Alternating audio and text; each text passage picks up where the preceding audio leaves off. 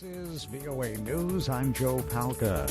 North Korea is reportedly rebuilding a key missile testing and launch site it began dismantling after pledging to do so at the Singapore summit with U.S. President Donald Trump last year. VOA's Steve Miller has more from Seoul. The CSIS report said, quote, activity is evident at the vertical engine test stand and the launch pad's rail-mounted rocket transfer structure, end quote. The news comes days after a second summit on denuclearization between President Trump and North Korean leader Kim Jong-un broke down over differences on how far North Korea was willing to limit its nuclear program and the degree of U.S. willingness to ease sanctions. There's been no reply from South Korean officials as President Moon Jae-in continues to work toward finding a way to resume denuclearization talks between Washington and Pyongyang. Steve Miller, VOA News, Seoul.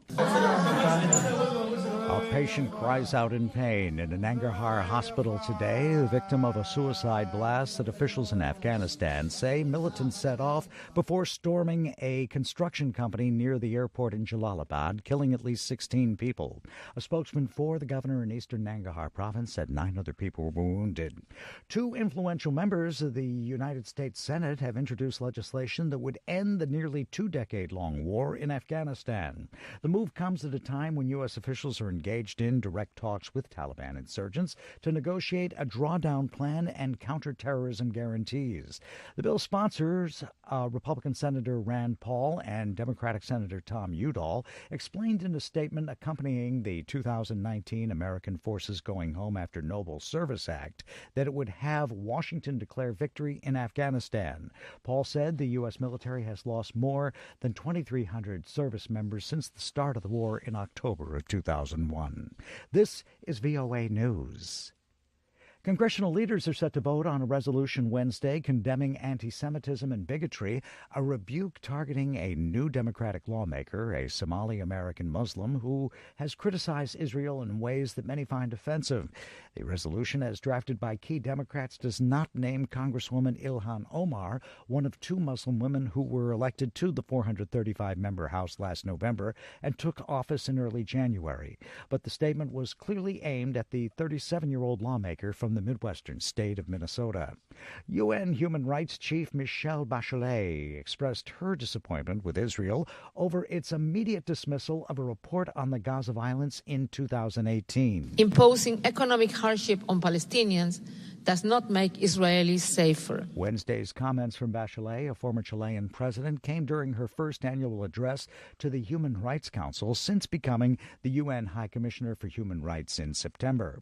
Iran's president says there's no chance of negotiations or compromise with the United States because Washington allegedly is seeking to topple the government in Tehran. With more, Charles de Ledesma from Associated Press. Hassan Rouhani says in a televised speech, the United States says Iran should change, referring to the way the country was before the 1979 Islamic Revolution. Then Rouhani adds, we say we won't go back. The differences between Iran and the US being so wide that they are neither negotiable nor can they be a compromise. The Trump administration has repeatedly denied allegations Washington is seeking to overthrow Iran's government. The US says it wants Iran to radically change its policies and stop supporting regional militant groups. I'm Charles de Ledesma.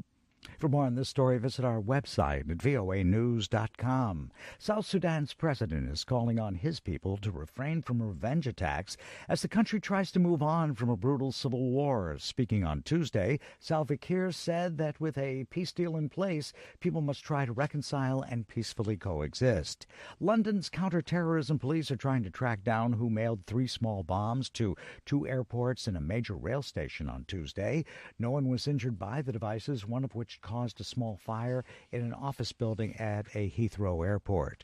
A spokesman for South Korean President Moon Jae-in says he's proposing to begin a joint project with China to use artificial rain to clean the air in Seoul, where an increase in pollution has caused alarm. Seoul has been struggling to tackle the rise in air pollution that experts have linked to China's massive industrial activity and emission from South Korean cars. And I'm Joe Palca for VOA News.